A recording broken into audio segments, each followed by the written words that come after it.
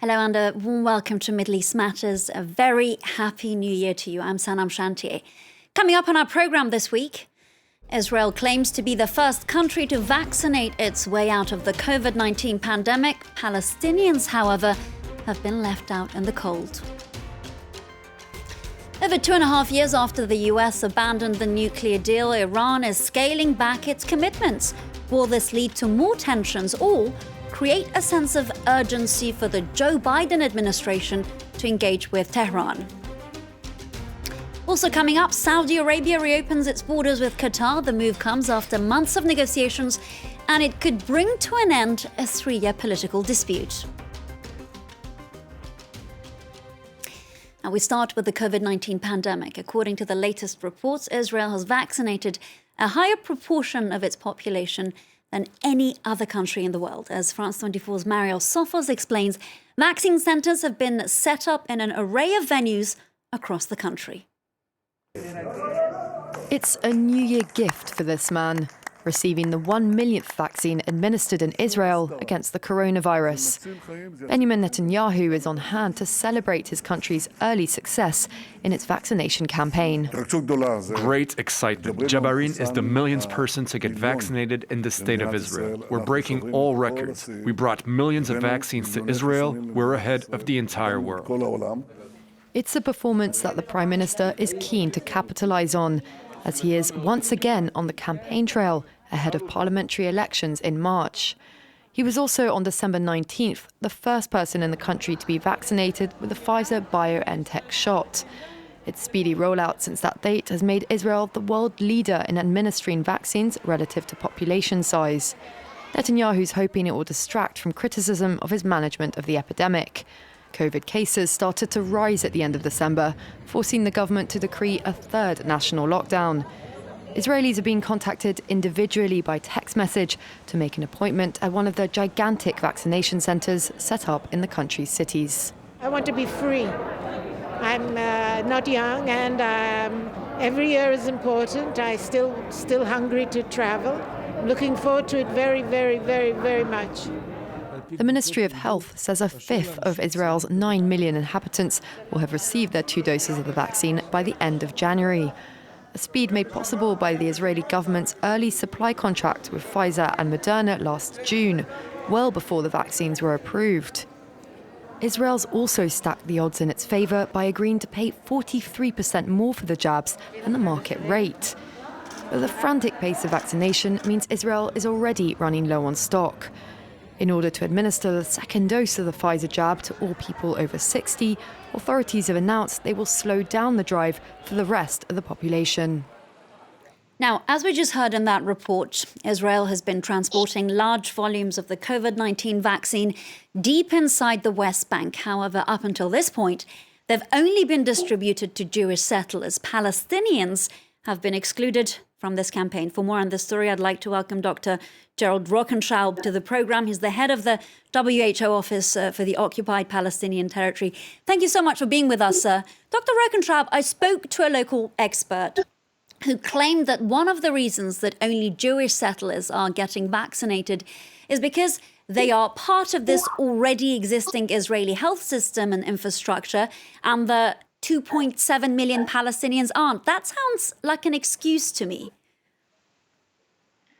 Well, let me maybe start with saying that, what Israel is doing in terms of their vaccination campaign is quite impressive because, to vaccinate over 1.2 million people in a relatively short period is quite a logistical undertaking, and they have been very successful in achieving that. Now, on the Palestinian side, we are working very closely with the Palestinian Ministry of Health to mobilize vaccines for the Palestinian in the West Bank, but also in the Gaza Strip. And there is a global facility which is called COVAX, which is a global consortium supported by WHO and a number of other partners, who particularly supports countries who don't have have access to the private market of vaccines. And this facility will support the Palestinians to get the vaccines basically through donor support for up to a maximum of 20% of their population to target priority groups initially. I do want to get back to the Israeli position in all of this if we can. Would it be accurate at this stage to say that for now, Israel is shirking a moral responsibility here to inoculate Palestinians in the territory? I'm a health professional, and I think there are others that are probably more qualified to get into the legal obligations issue.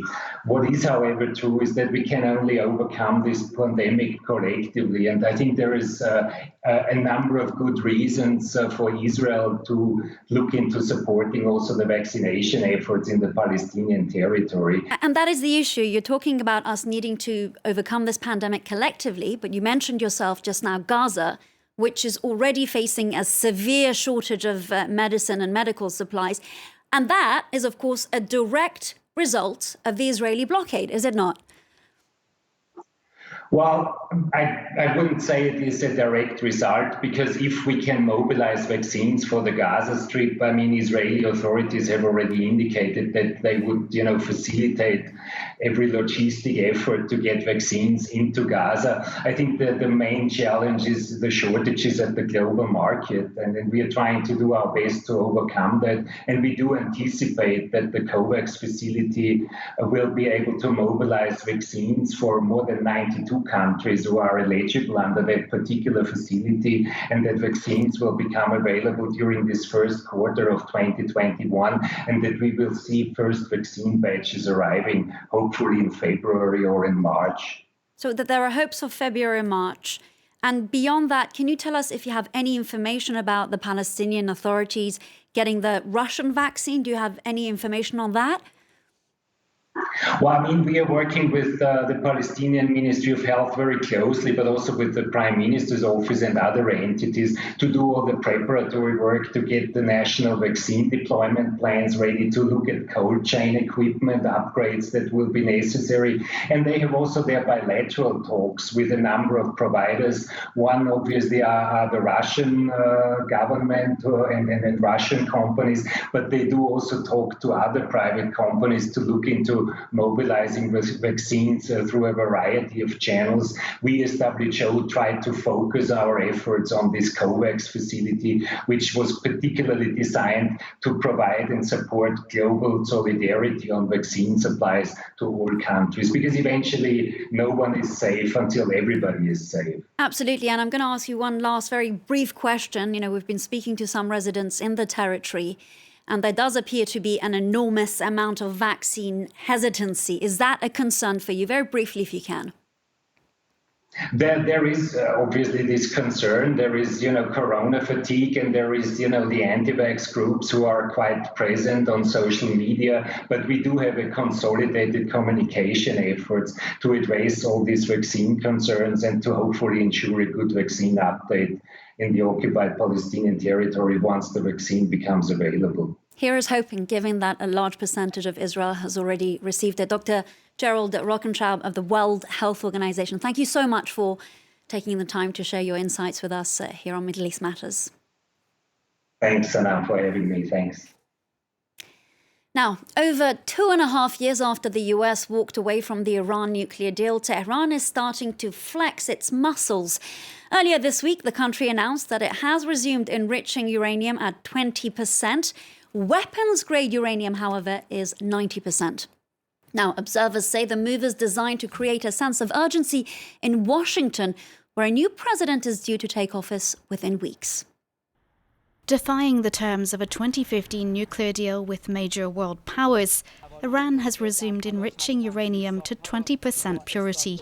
This is well below the 90% enrichment levels needed to make a nuclear weapon. The process is expected to start at the country's underground Fordo facility, and it comes after the US abandoned the multilateral nuclear deal in May 2018, while unleashing sanctions on Tehran. This despite the Islamic Republic's full compliance at the time. The International Atomic Energy Agency said it was monitoring the situation, while the EU expressed concern. it would constitute a considerable departure from Iran's nuclear commitments under the JCPOA with serious nuclear non-proliferation implications. And the deal will be kept alive as long as all the participants deliver on their obligations. Meanwhile, Iran's Revolutionary Guards seized a South Korean oil tanker in the Strait of Hormuz. Tehran says the ship was polluting the Persian Gulf with chemicals. Seoul has demanded its immediate release.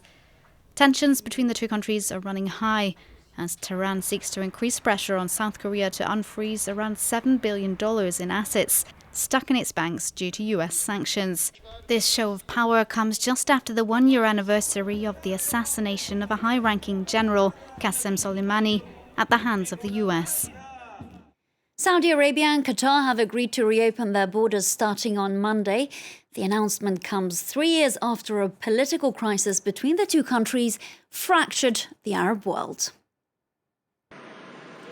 Arriving in the ancient Saudi desert city of Al Ula on Tuesday for an annual summit of Arab leaders, the Emir of Qatar was welcomed with open arms by the kingdom's de facto leader, Crown Prince Mohammed bin Salman. The meeting comes after Monday's announcement that Riyadh would lift its long-running embargo on Qatar, with borders and airspace set to be reopened under a deal signed at the summit. In the early hours of Tuesday morning, residents of the Qatari capital, Doha, reacted warmly to the news. أنا والدتي إماراتية فالعائلة كلها فرحت إن نقدر نروح بر عن طريق السعودية للإمارات عشان نشوف الأهل وكذي. أنا سعيد إن إحنا رجعنا تاني أو إن شاء الله بإذن الله في الطريق إلى رجوع تاني زي ما كانت الأمور قبل كده وإن شاء الله يعني إحنا أخوات في الأول وفي الآخر. The boycott was triggered in mid-2017 when Saudi Arabia, the United Arab Emirates, Bahrain and also Egypt accused Qatar of being too close to Iran, their rival in several regional proxy wars, including Yemen. Qatar was also accused of sponsoring terrorist groups, which Doha denied. The boycotters even demanded that Qatar shut down its international news station Al Jazeera. 3 years down the line and the Gulf states appear to be moving on. It remains unclear, however, what concessions, if any, Qatar has made. The breakthrough comes as Joe Biden is set to take office. Saudi Arabia's move could be a goodwill gesture to maintain ties with the White House after Donald Trump leaves. Well, that's it from us. Thank you for watching Middle East Matters.